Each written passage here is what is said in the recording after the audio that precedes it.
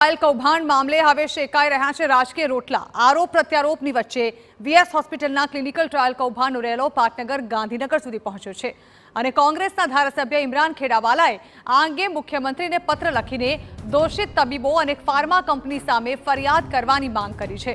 ખેડાવાલાનો આરોપ છે કે વીએસ હોસ્પિટલમાં દર્દીઓ સાથે રમત રમવામાં આવી છે। કે જે આની તપાસ થવી જોઈએ।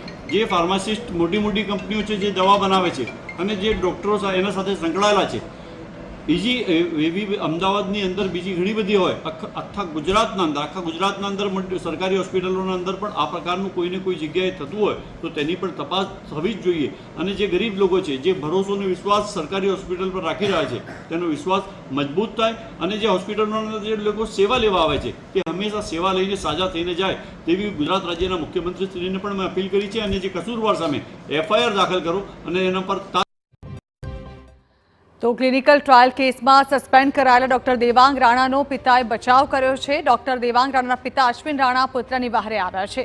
તેઓએ કહ્યું છે કે પુત્ર દેવાંગે કશું જ ખોટું નથી કર્યું।